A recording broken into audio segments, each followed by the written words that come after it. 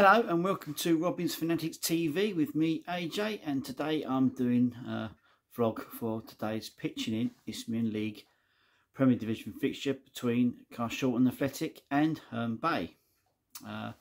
League table standings as of the game as Robins are currently sitting in 7th place, just a couple of points outside the playoffs, and Herne Bay are currently sitting 19th. In the last spot for the relegation places, but they've had a bit of good form. They're desperately trying to turn their season around, and they've had some good form recently. Last results for the clubs: Herne Bay lost 1-0 at home to Haringey Borough, and Carshalton Athletic had that really good 4-1 victory over their fellow relegation candidates, Corinthian Casuals. The fixture played this season at Herne Bay finished Herne Bay 2, Carshalton Athletic 3. Carshalton had a 3-0 lead at half time through Crossy Lima, Tom Beer and Alex Crofey were the goal scorers for Carshalton. Herne Bay did pull 2 back in the second half to make it a nervy ending for the Robins, but we held on to claim all 3 points. As back for today, as far as team change is concerned, it was just one team change for Carshalton Athletic. Tommy Bradford was back in the starting lineup in place of Matthew Vega, whose loan from Crystal Palace has sadly ended and he's gone back to his parent club. Thanks, Matthew Vega. I don't know if you watched this. Thanks for your hard work for us this season. You've been a great watch, and all the best to you. In his place, we've got another loanee signing from Hampton. And he was on the bench. Stefan Ilic, a winger, we got on loan from Hampton and Richmond this week. As for the game itself, well, it wasn't Carshalton's finest hour, to be fair. I mean, we didn't really put in a really good performance today. It was very poor, to be fair. I don't know what it was today, but we just didn't seem up for it. First half, it was pretty turgid first half really. Both teams had possessions. Carshalton's best chance came from Crossy Lima, and he had a shot but fired wide. And Herne Bay's best chance was for ex-Robin and making his debut for Herne Bay today, Joseph De Santos. He had a shot saved by Danny Bracken. Joseph De Santos was an ex-Robin for a few seasons back, played in the season we got promoted. But yeah, half time it was 0-0. It was pretty. I mean, Herne Bay, looked quite in it. They were a little bit subtle with their play. Sometimes they sort of conned the referee a few times and did subtle little challenges when the referee wasn't looking as well. They sort of, they had a bit of a game plan as well. Obviously, being where they are, they would have been happy with a point. Going back to Kent with a point, but yeah, so it was just a bitty first half. Really, it wasn't great. Second half was different. Both teams opened out, but it was Herne Bay that took the lead just on the hour. Marcel Barrington gave them the lead after he shook off his marker and fired home from a very tight angle. He was near the touchline, but somehow managed to squeeze the ball under Danny Bracken to give them the lead. So this finally sparked, something from Carshalton, and we woke up because we seemed to be snoozing most of the game, most of the first half. But yeah, Calvin Expetita equalised for the Robins on 3 minutes later. They got the ball, finding low to make it 1-1. So we're hoping this will give Carshalton the impotence they needed to push on, try and get a result over relegation candidates. But it didn't end up that way. And in fact, Herne Bay took the lead 10 minutes later. Again, Marcel Barrington slipped his marker after being Joseph De Santos had a shot rebound over off the keeper back to him, and he fired it home after you know, Williams lost the ball to Jason Santos in the first place, and so yeah, he made it 2-1 to Herne Bay. And I don't think Carshalton were expecting that. We didn't look like we could sort of come back into this. I mean, against the relegation candidates, we thought we you know, maybe we thought it was too easy. I don't know, but we had you know, we had Cranby Island last week, beat them 4-1. But anyway, back to this afternoon. 84 minutes. Herne Bay made it 3-1.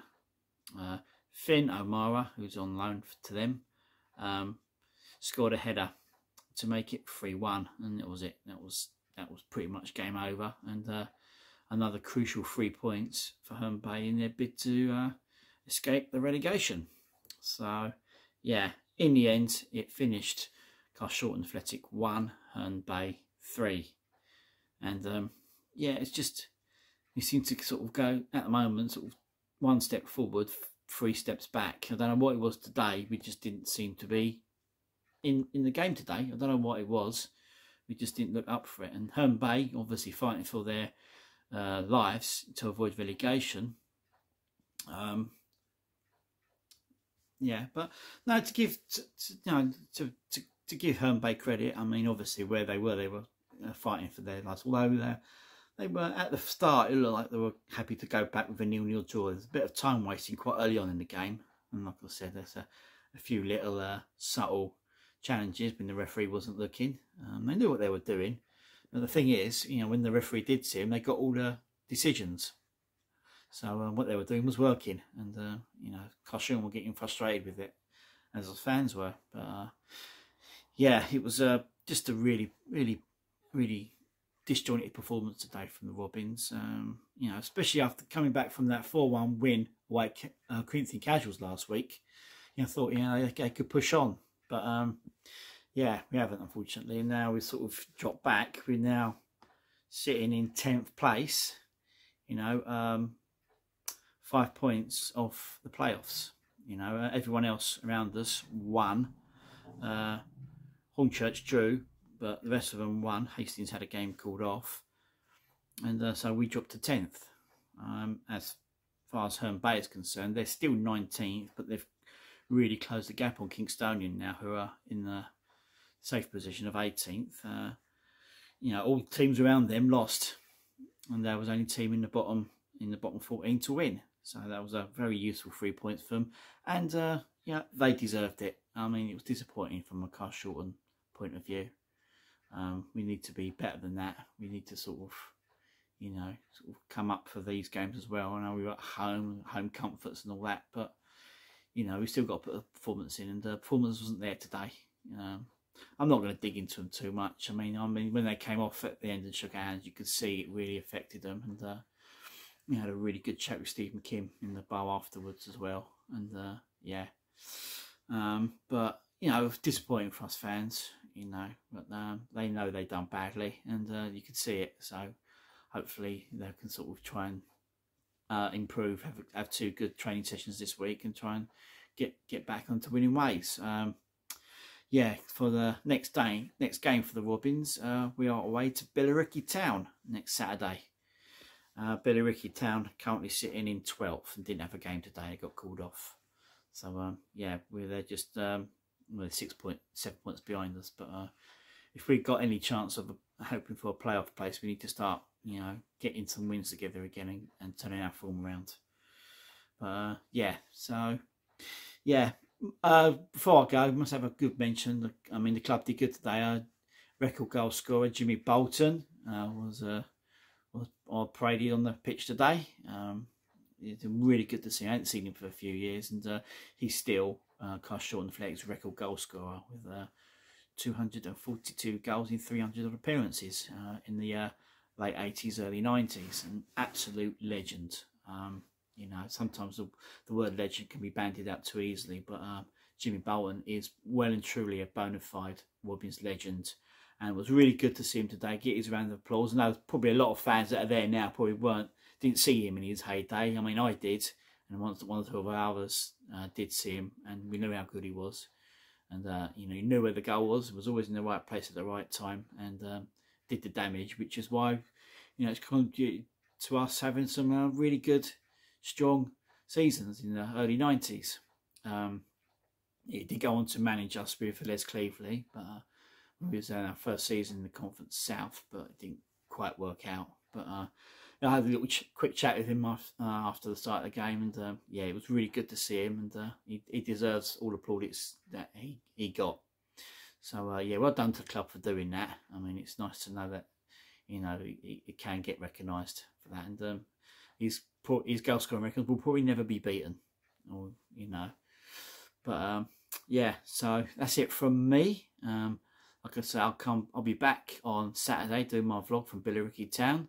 But the game for me this week is AFC Croydon Athletic versus Jersey Bulls.